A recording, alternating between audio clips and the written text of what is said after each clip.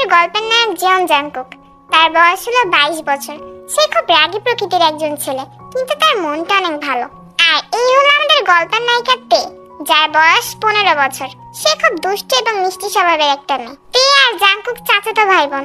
আর এই মেয়েটা হলো জিমিন, জাংকুকের ছোট বোন। জিমিনের বয়স 17 বছর। আর এই যে হলো সুগা, সে তের বড় ভাই। তার বয়স 24 বছর। তে আর সুগার মা বাবা হলো ইয়নজুন আর সুবিন। জাংকুক আর জিমিনের মা বাবা হলো আরএম আর জিন। এই ছেলেটা হলো কাই, সে তের ফুফাতো ভাই। তার বয়স 20 বছর। কাইয়ের মা হলো রোজ। কিছু কাজের জন্য আরএম আর সুবিন বিদেশে চলে গিয়েছে। তো চলো এখন গল্পটা শুরু করা যাক। সুগার রাগী মুখ দেখে জিমিন খুব হাসছে। তোমাকে দেখতে একদম পুরো ডাইনোসরের মতো লাগতেছে। কি বললি তুই? যা বলছি ঠিকই তো বলছি, মুখটা একদম পুরো ডাইনোসরের মতো করে রাখছো তুমি। রাগ কি আমার শুধু শুধু হচ্ছে? তোর জন্যই তো হচ্ছে। মানে আমি এবার কি করলাম? কি করলি মানে? ছেলেদের সাথে কথা বলার সময় মনে থাকে না? খুব তো ছেলেদের সাথে হেসে হেসে কথা বলতেছিলি। আমি ছেলেদের সাথে কথা বললে তোমার কি যায় আসে? সেটা তোর বোঝা লাগবে না। কিন্তু শোন, আমি যদি আর কখনো তোর কোনো ছেলের সাথে কথা বলতে দেখছি, আমি কিন্তু সুজাতার চাচির কাছে বলে দিব। আর তারপর চাচি তোর ইচ্ছা মতো ধোলাই দিবে। এখন বল, তুই কি ধোলাই খেতে চাস? না না না ভাইয়া, আমি আমার কাছে ধোলাই খেতে চাই না। আমি আর কখনো কোনো ছেলের সাথে কথা বলবো না। এই তো গুড গার্ল। শয়তান একটা। জিমিন এই কথা বলে দৌড় দিয়ে নিজের রুমে চলে যায়। আর এদিকে তো সুগা জিমিনি এই কাণ্ড দেখে হাসতে হাসতে শেষ। অন্যদিকে কি হয়েছে কাই ভাইয়া, তুমি আমাকে ছাদে কেন ডাকলা? তে, আই লাভ ইউ। মানে? তে, আমি তোকে সত্যি অনেক ভালোবাসি। কাই ভাইয়া, তুমি সব কি বলতিছো? আমি তোমাকে শুধু ভাই হিসেবেই দেখি, আমি তোমাকে ভালোবাসতে পারবো না। এই বলেই তো ছাদ থেকে চলে যেতে নেয়। কিন্তু তখনই কাইতের হাত ধরে বসে আর বলতে থাকে, প্লিজ তে, এরকম করিস না। আমি তোকে অনেক ভালোবাসি, আমি তোকে ছাড়া বাঁচবো না। কাই ভাইয়া, আমি কিন্তু এখন ফুপিকে ডাক দিব। তখনই কাই থেকে একটা চড় মারে। আমি বললাম না আমি তোকে ভালোবাসি, আর তোরও আমাকে ভালোবাসতে হবে। না কাই ভাইয়া, আমি তোমাকে ভালোবাসতে পারবো না। তখনই সাথে সাথে কাই থেকে আরেকটা জোরে চড় মারে। এতে করে তে অনেক বেশি ব্যথা পায় আর কান্না করে দেয়। তখনই একজন এসে কায়ের মুখের উপর জোরে একটা ঘুষি মারে। আর এতে করে কায়ের নাক থেকে রক্ত পড়তে থাকে। ঘুষিটা আর কেউ না, আমাদের গল্পের নায়ক জাংকুক মেরেছিল। তোর সাহস কি করে হয় তেকে চড় মারার? জাংকুক ভাইয়া, তুমি তুমি আমাকে ঘুষি মারলা? ঘুষিটা তো কমই হয়ে গেছে। তুই যে হাত দিয়ে তাকে মারছিস না, সে হাত ভেঙে দেওয়া উচিত ছিল। কাই ভয় পেয়ে ওখান থেকে চলে যেতে নেয়। কিন্তু তখনই জাংকুক কায়ের হাত ধরে ফেলে আর কাছে যেয়ে বলে, ফার্দার যদি আর তোকে তের আশেপাশে দেখছি, আমার থেকে খারাপ কিন্তু আর কেউ হবে না। আসলে কাই থেকে শুধু তের সৌন্দর্যের জন্য ভালোবাসতো, মন থেকে না। আর এটা জাংকুক ভালো করেই জানতো। আর এই জন্যই জাংকুক কাইকে তের থেকে দূরে থাকতে বলেছে। তারপর কাই ওখান থেকে চলে যায়। কিন্তু কাই মনে মনে বলছিল, আমি তো তেকে নিজের করেই ছাড়বো, আমাকে কেউ আটকাতে পারবে না। কাই চলে যাওয়ার পর জাংকুক দেখে তে এখনো কান্না করছে। আর তের গালটা পুরো লাল হয়ে গিয়েছে। তে, তোর কি গালে বেশি ব্যথা করছে? আমি তোকে নিষেধ করেছিলাম না কাই থেকে দূরে দূরে থাকবি? তারপর তুই ছাদ আসছিলি কেন?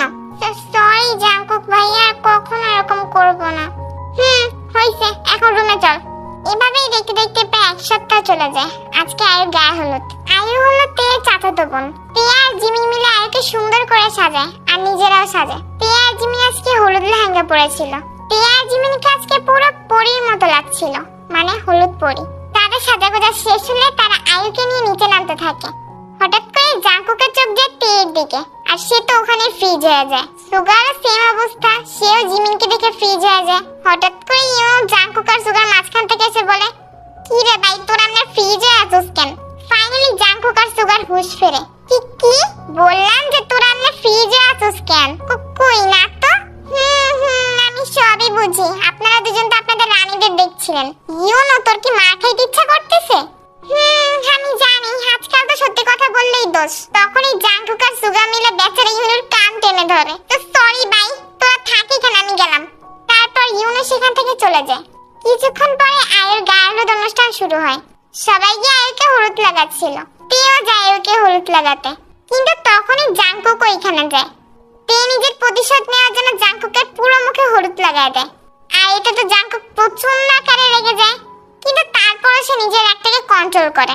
কিন্তু তার রাগ আর বেশিক্ষণ কন্ট্রোল হলো না, কারণ আশেপাশে সবাই জাংকুককে দেখে আসছিল। প্লাস তেও আসছিল আর মনে মনে বলছিল, একদম ঠিক হয়েছে, রাক্ষসটা অল টাইম আমরা রাগ করতে থাকে।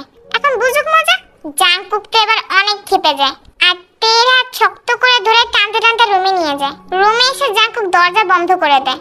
এতে তো তে প্রচন্ড আকারে ভয় পেয়ে যায়। তো ভাইয়া সরি, আমি আর কখনো এরকম করবো না, এবারের মতো আমাকে মাফ করে দাও।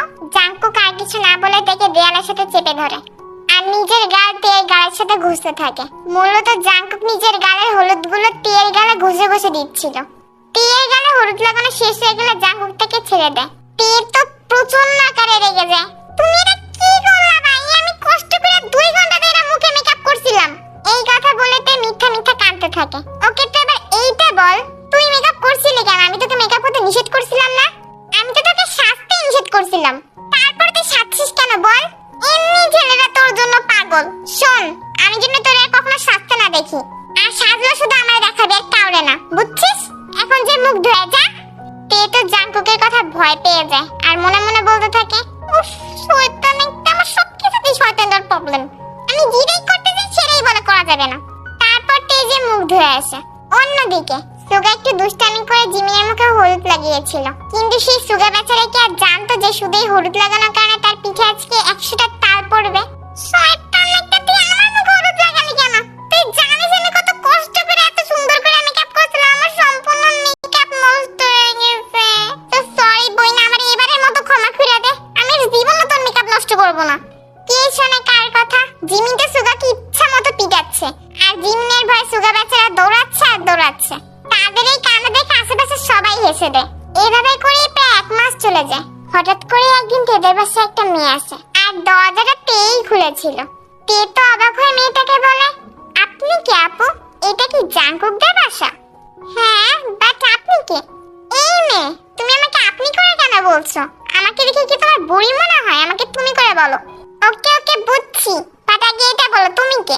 আমি লিসা আর আমি জাংকুকের গার্লফ্রেন্ড। ও আমাকে ওর বাসায় আসতে বলেছিল কারণ ও আমাকে বিয়ে করবে। তো লিসার কথা শুনে পুরো ফ্রিজ হয়ে যায়। ওই সরার সামনে থেকে, আমাকে ভিতরে যেতে দাও। তারপর লিসা ভিতরে ঢুকে যায় আর জাংকুককে জোরে জোরে ডাকতে থাকে। লিসা ডাকাডাকি শুনে উপর থেকে জিন নেমে আসে। তুমি কে আর জাংকুককে এভাবে চিল্লা চিল্লা ডাকছো কেন? হাই আন্টি, আমি লিসা আর আমি জাংকুকের গার্লফ্রেন্ড। মানে তুমি এসব কি বলছো? আন্টি, আপনি এত অবাক হচ্ছেন কেন? জাংকুক আমার বিষয়ে আপনাকে কিছু বলেনি? আমি তো আপনাদের বাসায় আসতাম না, জাংকুকই আমাকে আসতে বলেছিল কারণ আমাকে বলেছে আমাকে বিয়ে করবে। না না, আমি সব বিশ্বাস করি না, আর আমার ছেলে এমন কোনো সময় করতেও পারে না। হ্যাঁ চাচি, ভাই এমনটা করতে পারে না। আজব তো, আপনাদের বিশ্বাস হচ্ছে না কেন? আর জাংকুক আমাকে বলেছে আমাকে পরশুদিনই বিয়ে করবে। তখনই উপর থেকে জাংকুক নেমে আসে আর লিসা দৌড়ে গিয়ে জাংকুককে জড়িয়ে ধরে। এতে করে জাংকুক তো পুরোই অবাক হয়ে যায় আর লিসাকে সরিয়ে দেয়। আম্মু, এই মেয়েটাকে? আরে আমি তো নিজেও জানি না এই মেয়েটাকে, বাট ও তো বলতিছে ও তোর গার্লফ্রেন্ড। মানে জাংকুক, তুমি কি আমার সাথে মজা করছো? ও আচ্ছা, বুঝতে পেরেছি, তুমি আমার সাথে দুষ্টামি করছো তাই না? এই মেয়ে, আমি তোমার সাথে দুষ্টামি করতে যাবো কিসের জন্য? আমি তো তোমাকে চিনি পর্যন্ত না। প্লিজ জাংকুক, এখন দুষ্টামি করা বন্ধ করো। চুপ, একদম চুপ।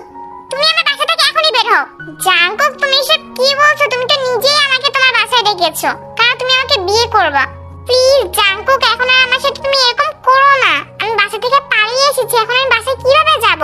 আমি এসব কিচ্ছু জানি না, তুমি শুধু আমার বাসা থেকে বের হও। জাংকুক, আমি কিন্তু এখন পুলিশের কাছে যাব আর বলবো তুমি আমার সাথে বিশ্বাসঘাতকতা করেছো। তুমি আমাকে বিয়ে করার কথা বলে এখন আর বিয়ে করতে যাচ্ছ না।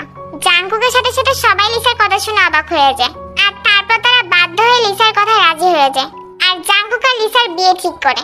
প্রায় 2-3 ঘন্টা পর তে কারোর কথার আওয়াজ শুনতে পায়।